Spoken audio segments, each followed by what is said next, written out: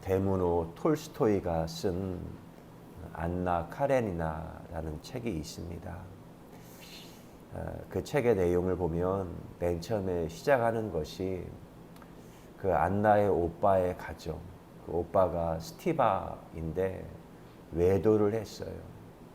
그 스티바의 아내가 돌리였고 8년의 결혼 생활을 오빠가 해오다가 굉장히 큰 위기를 만나게 된 것입니다.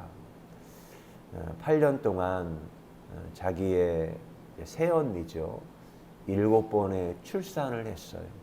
8년 동안에. 그리고 2명의 아이는 죽었고 5명의 아이를 양육하고 있습니다.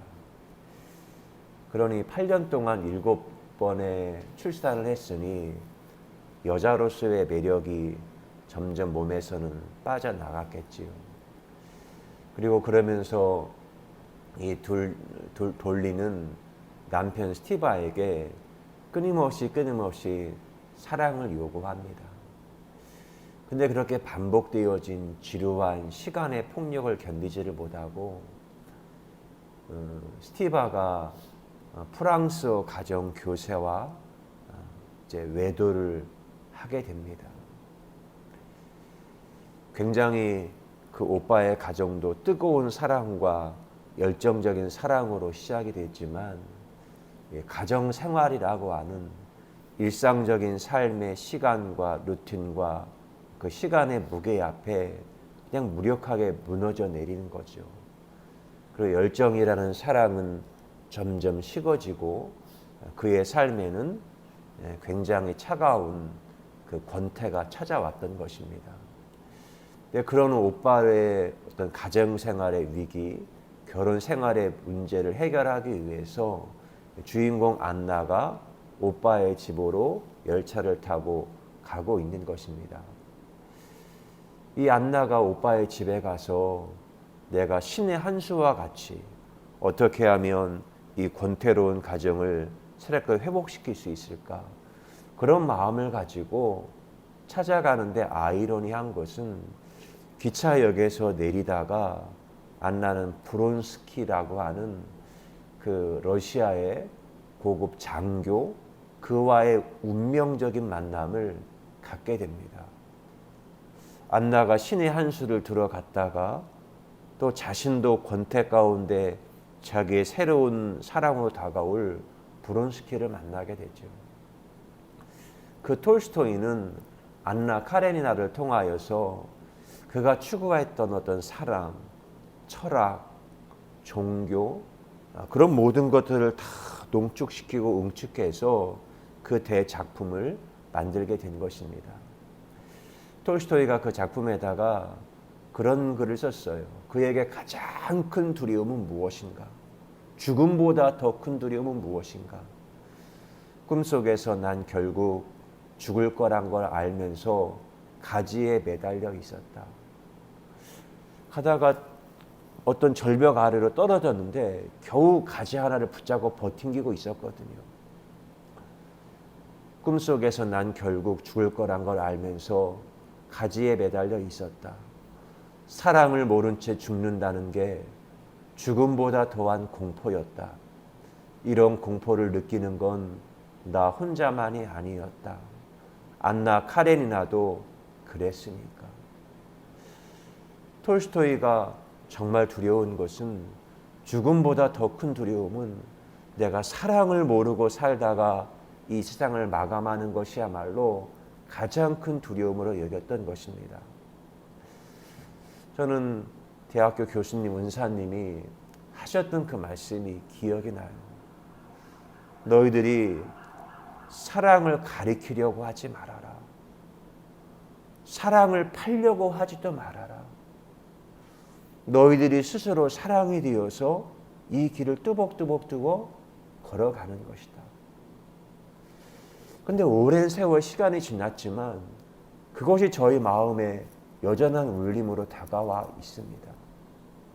어떤 외부에서 신의 한 수와 같은 그런 어떤 빛, 인생의 길, 그걸 의지하려고 하지 말고 내 인생의 고유한 그 빛의 파동과 울림을 따라 스스로 그러함을 따라 걸어가라는 것입니다.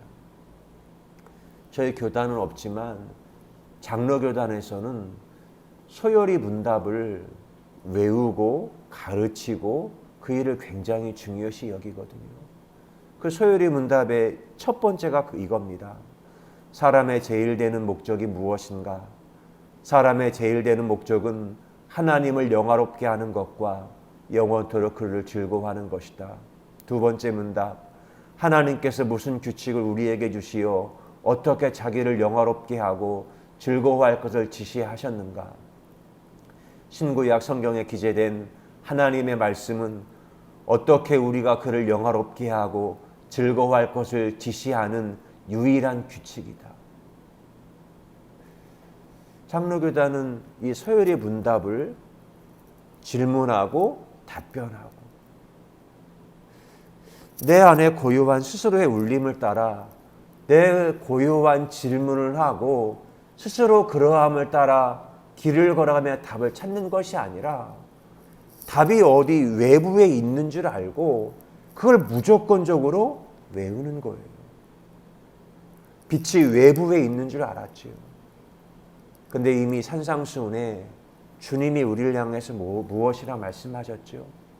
너희는 세상의 소금이고 너희가 세상의 빛이다.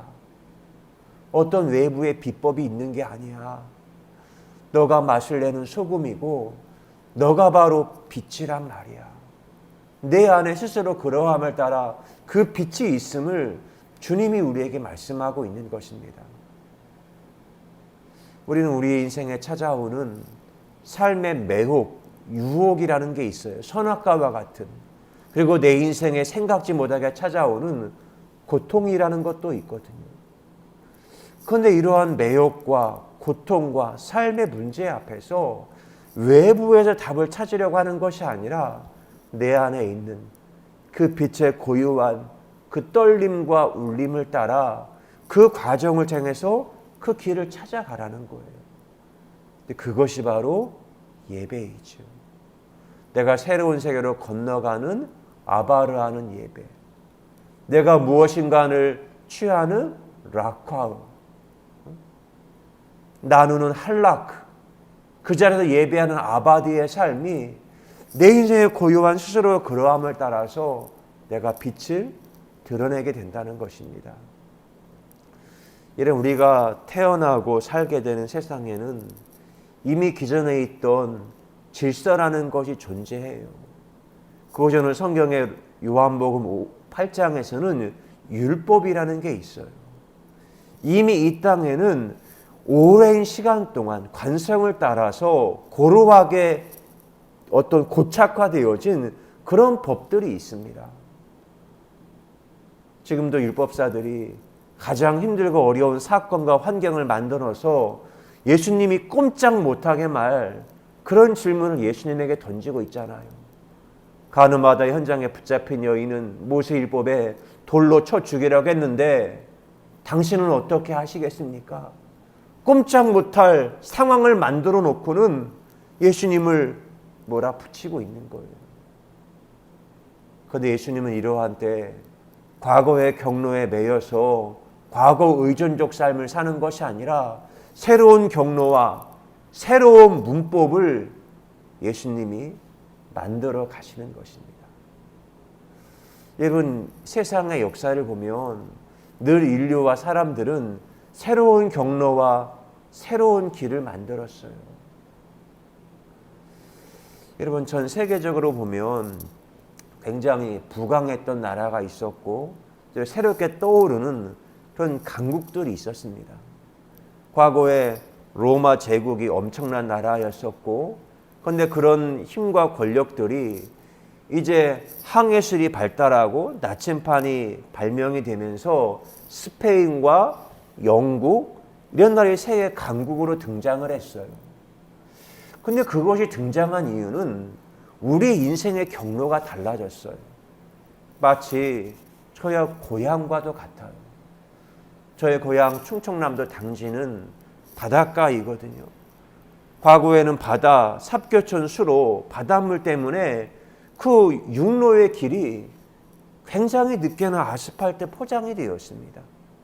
굉장히 낙후된 도시였어요.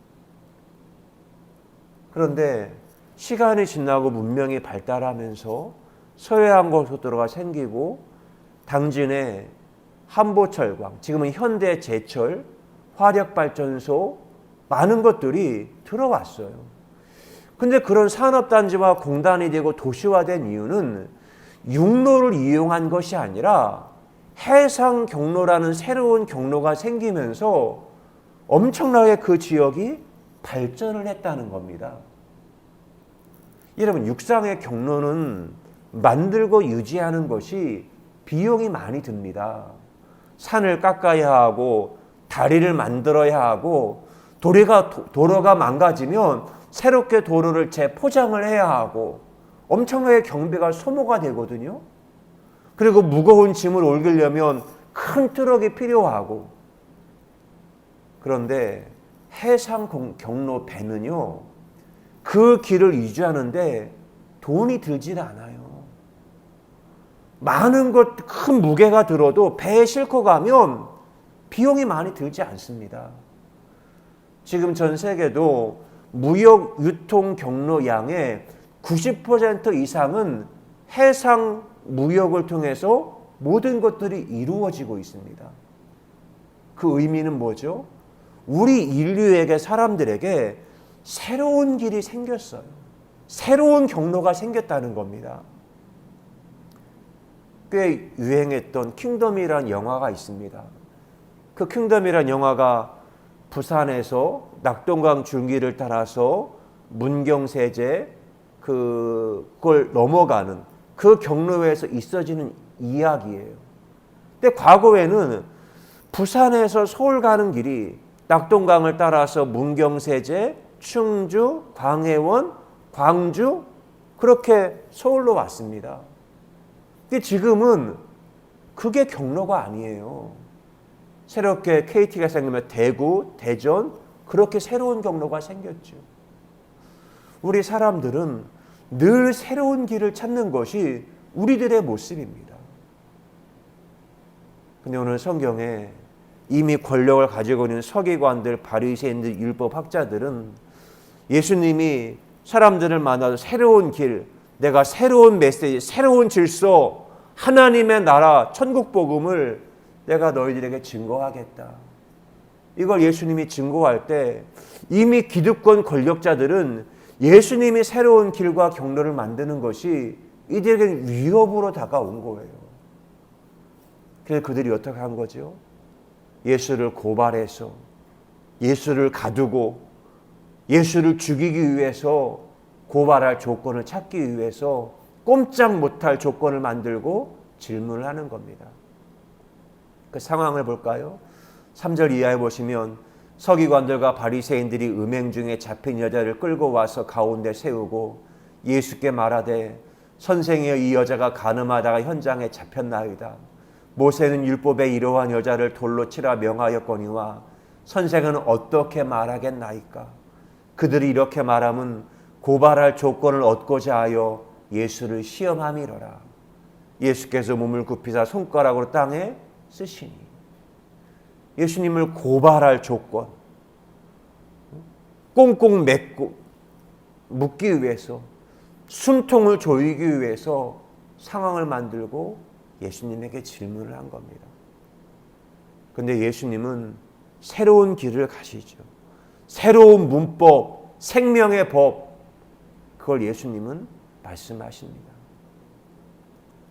지난 2월 27일에 우리나라 배우가 그 오징어 게임에 출연했던 이정재, 정호연 배우가 미 배우 조합상 남녀 주연상을 수상을 했습니다.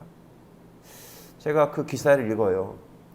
이정재는 미국 로스앤젤레스 카운티 산타모니카 바커행어 이벤트홀에서 열린 시상식에서 나무 주연상을 수상했다. 그는 석세션 브라이언 콕스, 키얼런 컬킨, 제레미 스트롱과 더 모닝쇼의 빌리 크루톱을 제치고 나무 주연상을 거머쥐었다. 정호연은 더 모닝쇼, 제니퍼 애니스톤, 리즈 워더스푼, 석세션 사라 스녹, 더 핸드메이드 테일, 엘리자베스 모스와 경합해 수상의 영예를 안았다. 미국의 인기 끌었던 드라마, 영화, 쟁쟁한 배우, 그들을 다 물리치고 대한민국의 오징어 게임 배우가 남녀 배우 주연상을 수상을 했어요. 그런데 이렇게 수상한 것은 이번이 처음이며 비영어권 드라마 배우로도 최초다. 지난 2020년 기생충의 배우들이 비영어권 영화 최초로 앙상블상을 수상했으며 지난해에는 미나리의 윤여정이 영화 부분 여우조연상을 수상하기도 했다. 기생충은 외국어, 비영어 부분 수상했던 거고 윤여정은 지난해 조연상을 수상한 거예요. 그런데 이정재와 정호연이 미국의 쟁쟁한 드라마, 영화, 배우와 경합을 해서 남녀 주연 배우상을 수상을 한 거예요. 이거 엄청난 일이거든요. 그러면 여러분, 새로운 현상이 지금 발생을 했어요. 경이로운 일이 발생을 했어요. 그러면 사람들이 탐구를 해야 됩니다. 기생충, 오징어 게임, 지옥? 왜 이런 게 세계적으로 히트를 치는 거지? 오징어 게임은 전 세계 모든 넷플릭스 모든 나라에 1등을 했어요. 궁금하잖아요. 수상식에서 미국의 기자가 이정재에게 질문했습니다. 왜 이러한 현상이 발생하고 있습니까? 이정재 답변이 한국의 영화는 기승전결이 빠르고 시나리오 캐릭터가 섬세하게 묘사되어 있습니다. 그리고 그 시나리오를 토대로 깊은 연기를 하고 있습니다. 이정재가 답변을 했어요. 과거 태백산맥의 작가인 조정래 선생님이 말씀하시면 생각나더라고요. 당신은 어떻게 대하 드라마 책을 30권이 넘게 아리랑, 한강, 태백산맥 이런 걸 쓸 수가 있어. 왜 그런지 알아? 우리 대한민국은 분단된 도시야. 그리고 우리는 일제 외정기 식민지도 겪었거든.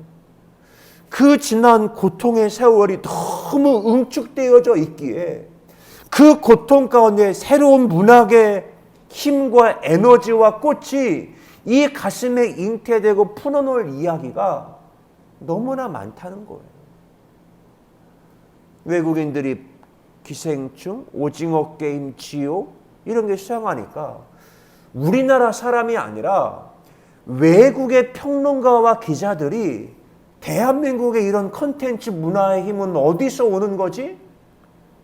외국인들이 추적을 합니다.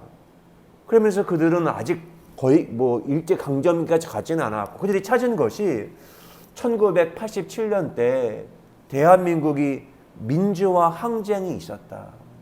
그리고 민주화 항쟁의 열망 가운데 이른 민주화의 꽃이 예술 작품으로 태어나게 되었다.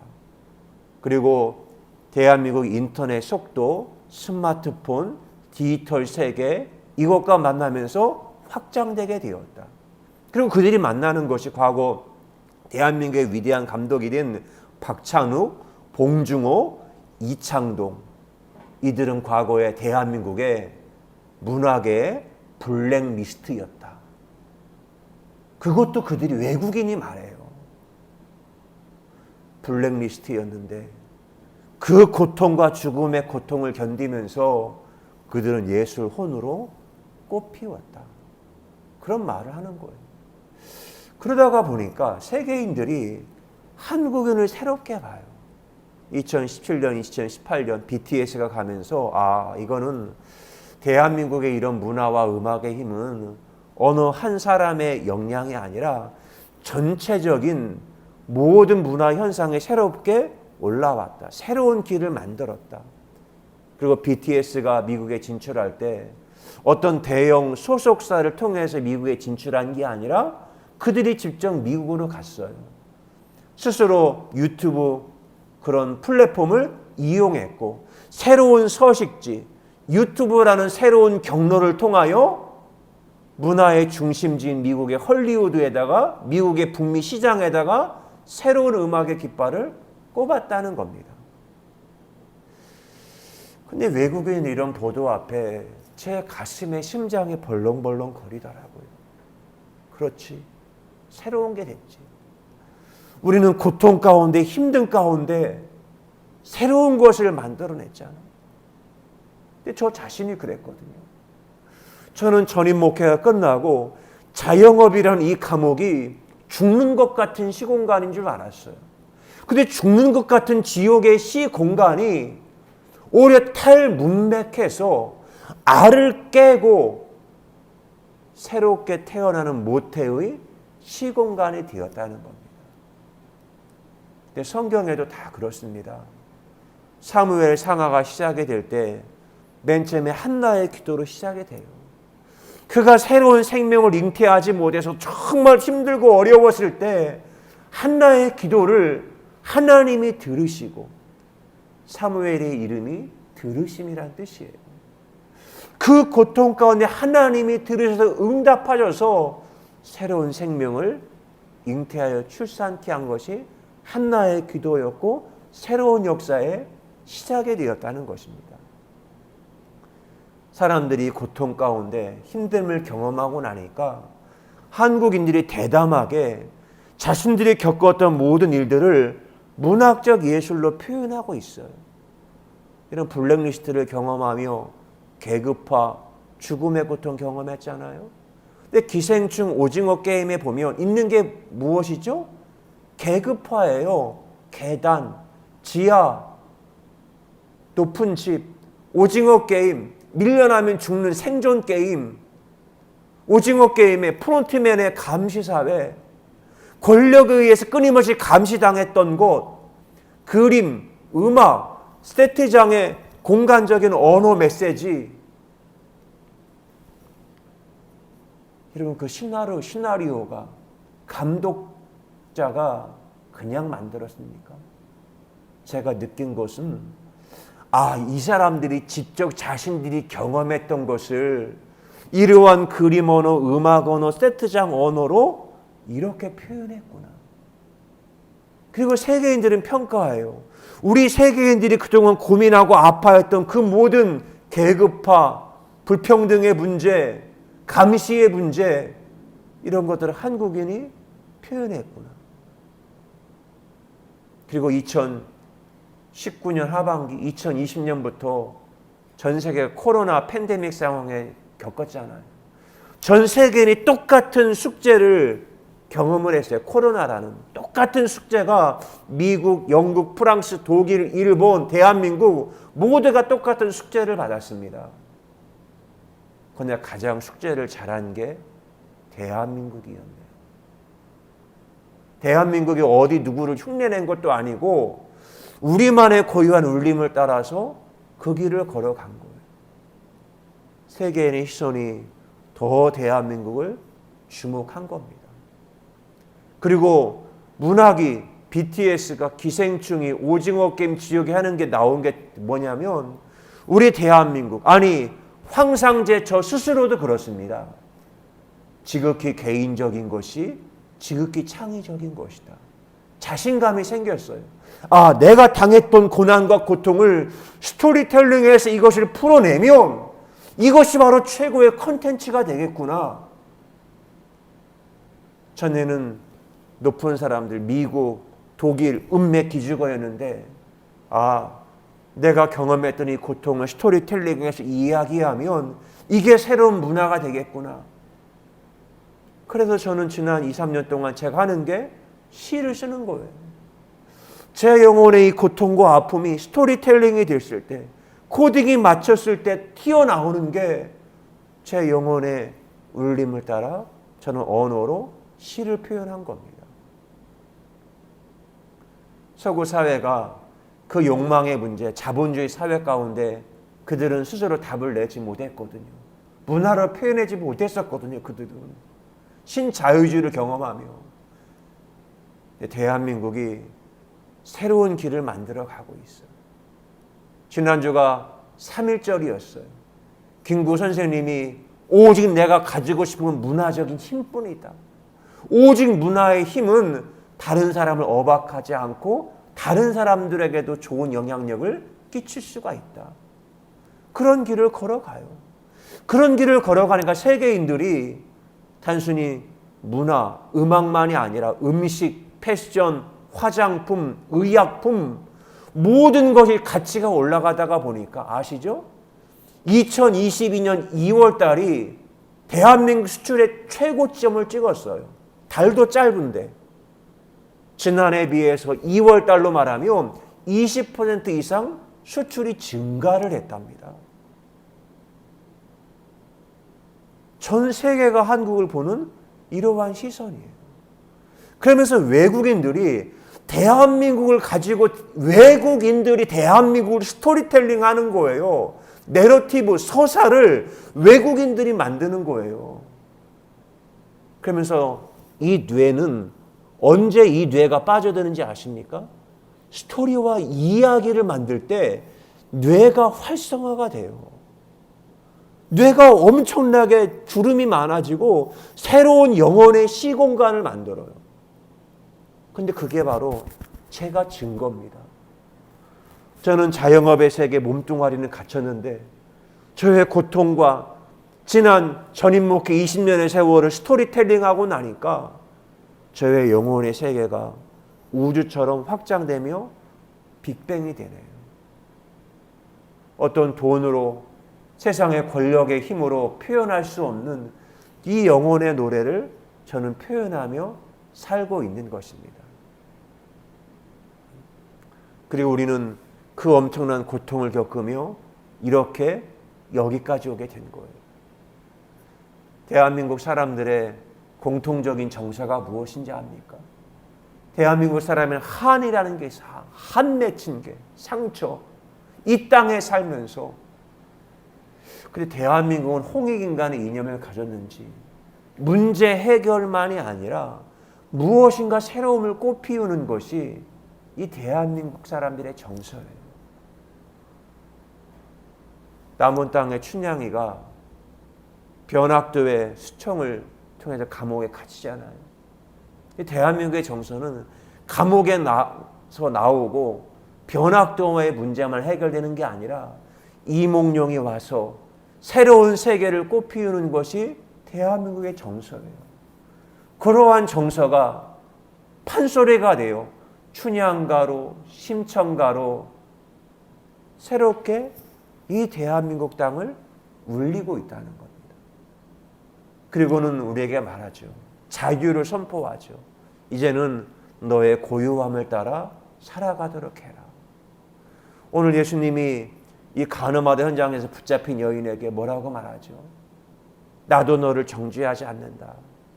이제는 자유하고 온전하도록 해라. 늘 일상의 삶에 반복되는 루틴 가운데 그거에 매여서 살지 말라는 겁니다. 우리는 늘 같은 일상의 삶이 반복이 되면 그거에 그냥 눌려버려요.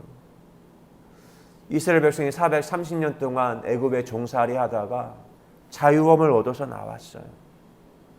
처음에는 감격이었고 노래였고 만나를 먹을 때 좋았지만 그 광야의 삶이 계속되자마자 그들의 삶에는 원망과 불평이 쏟아져 나오기 시작을 했어요. 민수기 20장 5절 말씀 보면 그 물 없는 상황을 직면했을 때 너희가 어찌하여 우리를 애굽에서 나오게 하여 이 나쁜 곳으로 인도하였느냐. 이곳에는 파종할 곳이 없고 무화과도 없고 포도도 없고 석류도 없고 마실 물도 없도다. 나쁜 곳으로 인도했다고. 지금 있는 이곳이 광야가 나쁜 곳이라고 악평을 하는 거예요. 모세에게. 그리고 이곳은 파종할 곳도 없다. 왜? 애굽에는 땅은 농사 지을 수 있었잖아요. 노예지만. 여기는 파종할 곳도 없다. 무화과, 포도, 석류, 마실 물도 아무것도 없다. 그들이 말이 다 맞아요. 근데 문제는 이들은 없는 것만 생각해요. 없는 것만. 그들은 지금 밖으로 나와서 자유인이거든요. 사랑할 자유가 있거든요. 미래에 대한 꿈이 있거든요. 근데 430년 동안을 관성으로 영혼이 길들여졌기에, 몸도 길들여졌기에 가지고 있는 건 생각하지 못하고 과거에 메인바되어 없던 것, 그거에 길들여져 있는 거예요. 저희 둘째가 새로운 학교에 진학을 해서 서울로 대학을 갔습니다. 지난주 주일에 경기도 기숙사가 됐기 때문에 학교에 있는 여기 가지고 필요한 짐을 다 챙겨서 기숙사에 대 짐을 내려다 주고 왔어요. 물론 고등학교 3학년 동안도 3년 동안도 기숙사 지냈거든요. 그러나 매주 금요일이 되면 집에 왔어요. 그런데 이제 뭐 대학 입학해서 첫 번째인데 오늘 이번 주에 오지 않았습니다. 우리 딸이 극강의 효율녀잖아요. 거기서 여기 오면 아빠 2시간 반 오고 가고 5시간이야. 5시간이면 공부하고 뭐 하면 이건 나한테 너무 손해되는 게 많아. 모든 건 다 택배를 보내고 그렇다고 뭐 연락 오겠습니까? 그래 안 해요. 근데 꼭 연락 올 때가 있어요. 언제 연락 올까요? 돈이 필요할 때 연락이 와요. 아빠 이거 필요해. 이거 사줘. 연락이 옵니다. 그러면 제 마음에는 얘는 꼭 필요할 때만 연락 온다고. 그런데 그게 당연한 거죠. 이젠 아이에게는 성인이 됐어요. 만 19세, 20살 돼 성인이 됐어요. 이제는 시공간으로 벗어났거든요. 정서적으로 벗어났어요. 그러나 또 하나는 경제적으로도 독립을 해야죠.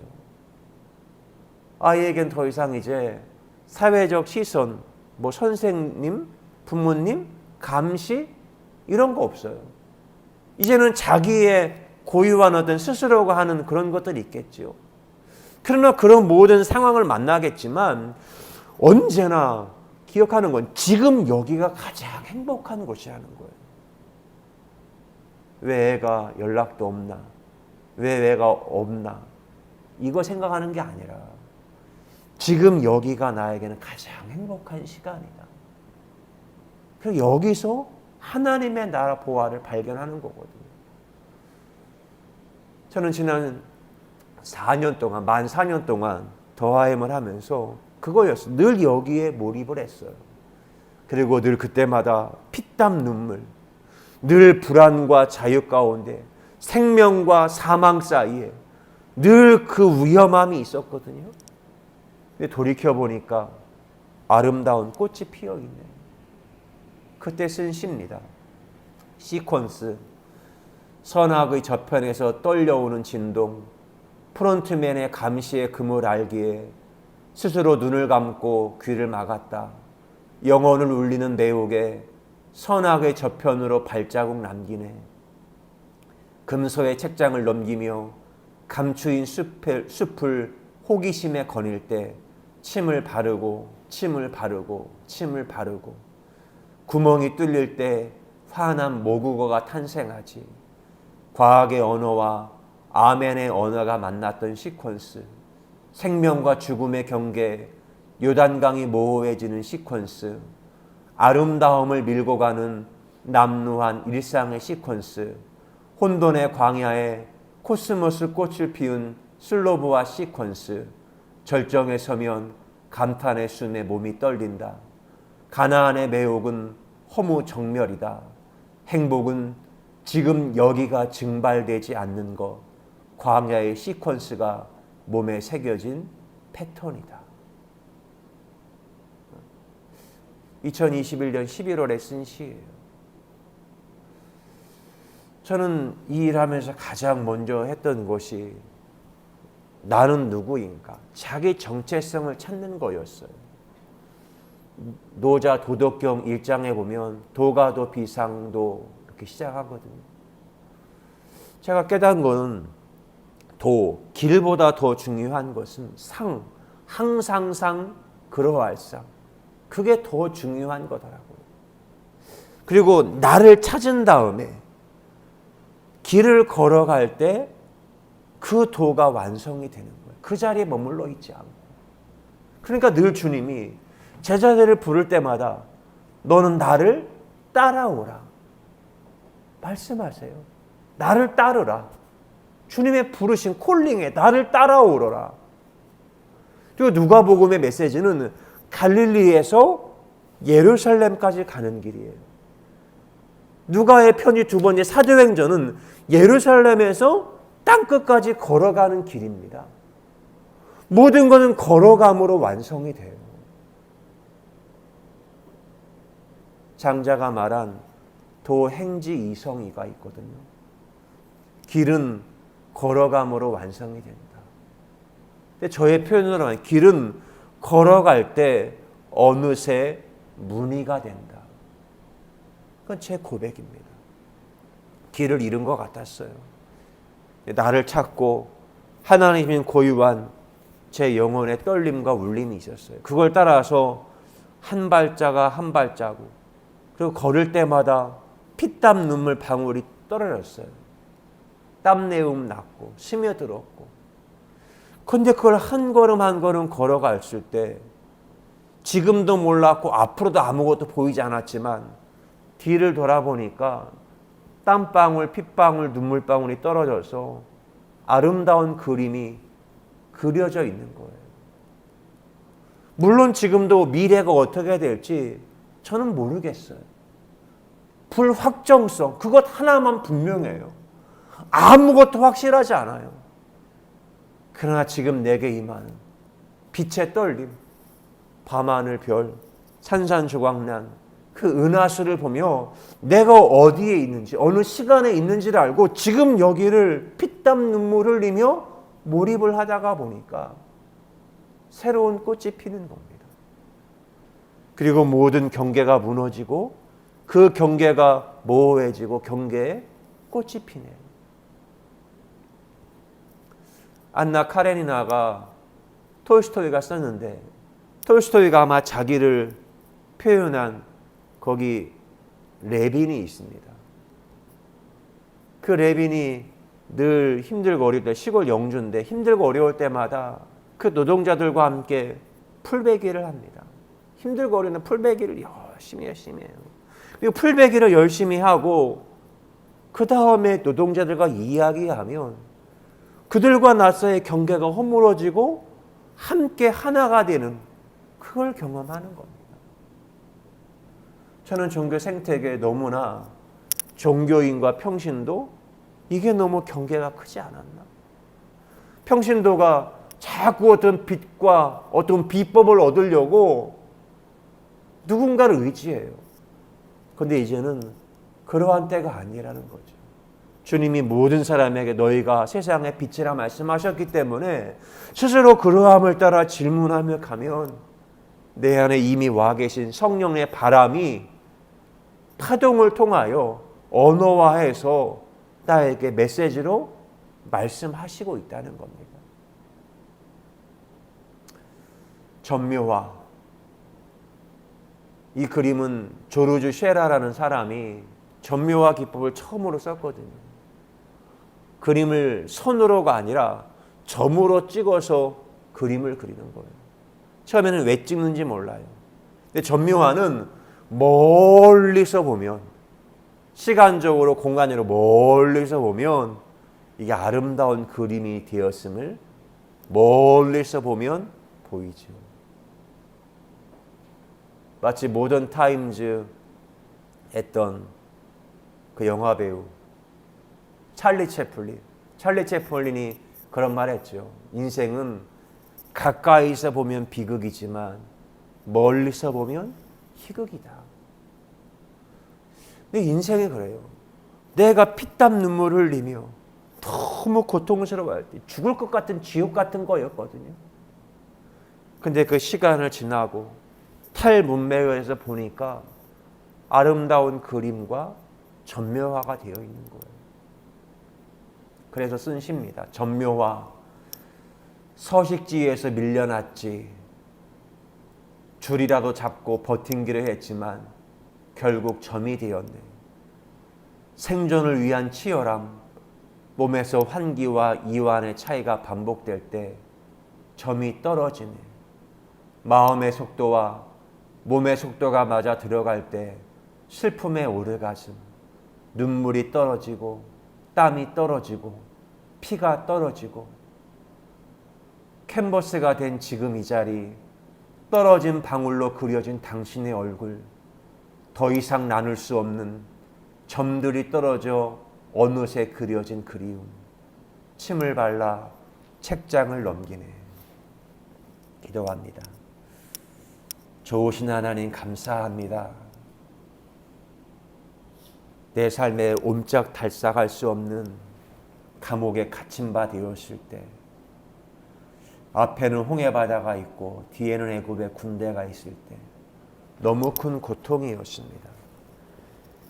근데 주를 향해 손을 들었을 때 성령의 바람이 불어와 내 인생의 물을 밀어내고 바다에 길을 내시고 광야에도 길을 내신 하나님의 경륜을 찬송합니다.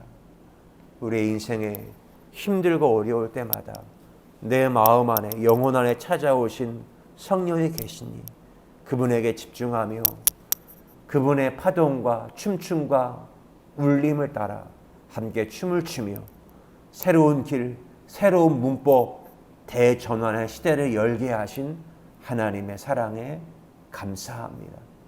대한민국을 긍휼히 여기시고 2022년 새로운 대통령 지도자를 뽑을 때 대한민국 백성을 섬기며 세계를 섬길 수 있는 아름다운 예술인, 그걸 품을 수 있는 리더가, 지도자가 세워지도록 하나님이 긍휼을 베풀어 주옵소서. 주님 사랑합니다. 감사합니다. 예수 그리스도의 이름으로 기도드리옵나이다. 아멘.